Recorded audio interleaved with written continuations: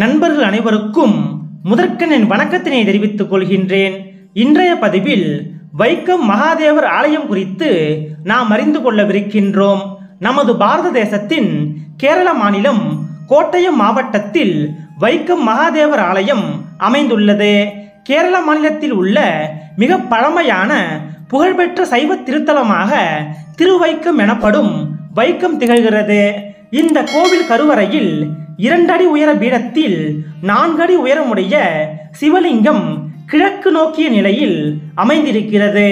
மூலவரான சிவபெருமான் மகாதேவர் என்ற திருநாமத்தை கொண்டிருந்தாலும் பரவலாக பெரும்பாலான மக்களால் வைக்கத்தப்பன் என்று அன்போடு அழைக்கப்படுகிறார். புலிக்கால் முனிவரான வியாக்கிரபாதர் வழிபட்ட காரணத்தால் வியாக்கிரபுரீஸ்வரர் என்றும் இத்தல இறைவனை அழைப்பதுண்டு. இந்த வைக்கம் மகாதேவர் எதை கேட்டாலும் கொடுக்கும் ஞானமூர்த்தியாக இங்கே அருள்பாலிக்கிறார்.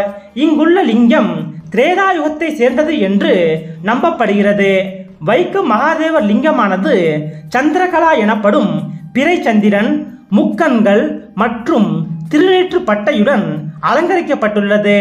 அழகிய மலர் மாலைகள் இறைவனை மேலும் அழகுறச் செய்கின்றன. லிங்கத்தின் கீழே ஆவுடையின் மேல் பகுதியில் தூய தங்கத்தாலான அங்கி சிவபெருமானின் உருவை பிரதிபலிக்கிறது. 4 திருக்கரங்களோடு காட்சியளிக்கும் சிவபெருமான் அபயவரத முத்திரைகளை தாங்கியவாறு ஒரு கரத்தில் மானையும் மற்றொரு கரத்தில் மழுவையும் ஏந்தி திருக்காட்சியளிக்கிறார்.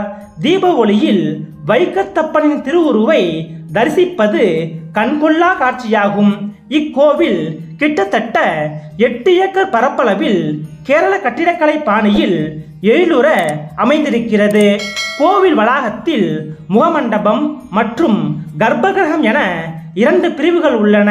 வட்ட வடிவிலான கருவறையை சுற்றி அழகிய சிற்பங்களும் எழிலான மூலிகை வண்ண ஓவியங்களும் காணப்படுகின்றன. கோவில் வளாகத்தில் இருந்து நேரடியாக சிவபெருமானை வழிபட முடியாது. காமம், குரோதம், மோகம் போன்றவற்றை குறிக்கும் 6 படிகளை கடந்த பிறகு வைக்கம் மகாதேவரை வழிபட முடியும்படி இக்கோவிலின் அமைப்பு அமைந்துள்ளது. இந்த ஆலயத்தில் அம்மனுக்கென்று தனியாக சன்னதி இல்லை. கோவிலின் பின்புறம் உள்ள விளக்கில் எண்ணெய் ஊற்றி வழிபட்டால் அம்மனை வழிபட்ட பலன்கள் அனைத்தும் கிடைக்கும் என கூறுகின்றனர். இக்கோவிலில் அம்மன் இல்லை என்றாலும் 12 ஆண்டுகளுக்கு ஒரு முறை 12 நாட்கள் மட்டும் அம்மனுக்கு சிறப்பு வழிபாடுகள் செய்யப்படுகின்றன. வைக்கத்தப்பன் 3 வடிவங்களில் இக்கோவிலில் காலை, மதியம், மாலை என காட்சி தருகிறார். காலையில் தட்சிணாமூர்த்தி எனப்படும் குரு வடிவில் காட்சியளிக்கிறார். தேவர்கள், மகரிஷிகள், அசுரர்கள், யக்ஷர்கள், கிண்ணறர்கள் மற்றும் அனைத்து உயிர்களுக்கும் குரு வடிவில் ஞானம் மற்றும் அறிவை வழங்குகிறார். நண்பகல் நேரத்தில் சிவபெருமான் தனது உன்னத பக்தரான அர்ஜுனனுக்கு பாசுபதாஸ்திரத்தை வழங்கிய கிராதமூர்த்தியின் பாவத்தை ஏற்றருள்கிறார். இந்த வடிவில் அனைத்து முயற்சிகளிலும் வெற்றியை அளித்து அனைத்து தடைகளையும் நீக்குகிறார். சர்வகாரிய ஜெயம் மற்றும் சர்வ விக்னோப சாந்தியை வழங்குகிறார். மாலையில் பக்தர்களுக்கு கைலாச காட்சியினை வழங்குகிறார். ஜெகத்பிதா ஜெகன்மாதாவோடும் மகன்களான விநாயகர் மற்றும் முருகப்பெருமானோடும் மகிழ்ச்சியான கருணை பொங்கும் மனநிலையில் அமர்ந்து உலக இன்பங்களையும் கேட்பதை கொடுப்பவராகவும் அருள் புரிகிறார். இனி வைக்கம் மகாதேவர் கோவில் கொண்டருளிய தல வரலாற்றை குறித்து அறிந்து கொள்ளலாம். காரா என்ற அசுரன் சிதம்பரத்திற்கு சென்று முக்தியை அடைவதற்காக கடுமையாக தவம் செய்தான். அவனது தவத்தில் மகிழ்ந்த சிவபெருமான் அவனிடம் 3 சிவலிங்கங்களை கொடுத்து இந்த 3 லிங்கங்களை வழிபட்டால் முக்தி கிடைக்கும் என கூறி மறைந்தார். காரா 3 லிங்கங்களுடன் தெற்கு நோக்கி சென்றான். அவனை பின்தொடர்ந்து செல்லும்படி புலிக்கால் முனிவரான வியாக்கிரபாதரையும் அனுப்பி வைத்தார் சிவபெருமான். ஒரு லிங்கத்தை வலது கையிலும் மற்றொரு லிங்கத்தை இடது கையிலும் 3வது லிங்கத்தை வாயிலும் எடுத்துக்கொண்டு சென்ற அசுரன் பயண களைப்பால் சிறிது ஓய்வு பெறுவதற்காக வலது கையில் இருந்த சிவலிங்கத்தை ஓரிடத்தில் வைத்தான். சிறிது நேரத்திற்கு பின்பு கீழே வைத்த சிவலிங்கத்தை அவன் எடுக்க முயன்றான். ஆனால் அது முடியாமல் போனது. அப்பொழுது அங்கு வந்த வியாக்கிரபாதரிடம் அந்த சிவலிங்கத்தை பூஜை செய்து வழிபடும்படி வேண்டிக் கொண்டான். அதை ஏற்ற வியாக்கிரபாதரும் அவ்விடத்திலேயே தங்கி அந்த சிவலிங்கத்திற்கு நீண்ட காலம் பூஜைகள் செய்து வழிபட்டு வந்தார். அசுரன் மீதமிருந்த 2 சிவலிங்கங்களுடன் பயணத்தை தொடர்ந்தான். ஏற்றமானூர் என்ற இடத்தை அடைந்த பொழுது தனது இடது கையில் இருந்த சிவலிங்கத்தை அங்கே மேற்கு நோக்கி நிறுவி வழிபாடு செய்தான். பின்னர் வாயில் எடுத்து சென்ற சிவலிங்கத்தை கரித்துருத்தி என்ற இடத்தில் கிழக்கு நோக்கி நிறுவி வழிபட்டான். இதன் மூலம் அவனுக்கு முக்தி கிடைத்தது. பிற்காலத்தில் பரசுராமர் தமது யோக சக்தியால் ஆகாய வழியாக வடதிசை நோக்கி பயணம் செய்து கொண்டிருந்த பொழுது கருடன் சப்தமிட்டது. அந்த நல்ல சகுனத்தின் அடையாளமாக அவர் கீழே பார்த்தார். அங்கு நாவல் பழ நிறத்தில் ஒரு சிவலிங்கம் நீரில் பாதியளவு மூழ்கிய நிலையில் இருப்பது தெரிய வந்தது. இதையடுத்து கீழே இறங்கி வந்த பரசுராமர் சிவலிங்கத்தை வெளியே எடுத்து ஆறத் தழுவி பீடம் ஒன்றை அமைத்து அதில் சாஸ்திர முறைப்படி சிவலிங்கத்தை பிரதிஷ்டை செய்து வழிபாடு செய்தார். இந்த விவரம் வைக்கம் தலபுராணத்திற்கு அடிப்படையான பார்கவ புராணத்தில் தெரிவிக்கப்பட்டுள்ளது.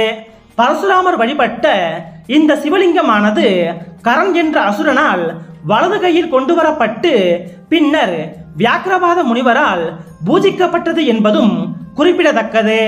வைக்கம் ஆலயத்தின் வெளிப்பிரகாரத்தில் தென்கிழக்கு மூலையில் ஆலமரத்தோடு கூடிய மேடையை வியாக்கிரபாதர் மேடை என்று அழைக்கின்றனர். புலிக்கால் முனிவரான வியாக்கிரபாதருக்கு சிவபெருமான் இந்த இடத்தில்தான் காட்சியளித்தார் என்றும் முனிவர் இறைவனிடம் தனக்கு காட்சியளித்த நாளில் இங்கு வந்து வழிபடுபவர்களுக்கு அவர்கள் வேண்டியதை வழங்கிட வேண்டும் என்று வேண்டிக் கொண்டதாக தலபுராணம் தெரிவிக்கிறது. இந்த கோவிலில் வியாக்கிரபாதருக்கு இறைவன் காட்சியளித்த நாளான கார்த்திகை மாதம் தேய்பிரை அஷ்டமி நாளில் வைக்கத்தஷ்டமி என்ற விழா மிக சிறப்பாக கொண்டாடப்படுகிறது. மலையாள நாட்காட்டியின்படி இந்த விழாவிற்கான தினம் கார்த்திகை மாதம் பௌர்ணமியை அடுத்த அஷ்டமி நாளில் வருகிறது. இந்நாளில் இங்கிருக்கும் இறைவனை வழிபடுவது சிறப்புடையதாக கருதப்படுகிறது. வைக்கம் மகாதேவர் கோவிலின் தெற்கு பகுதியில் வனதுர்க்கை சன்னதி இருக்கிறது. இந்த சன்னதிக்கு மேற்கூரை எதுவும் இல்லை.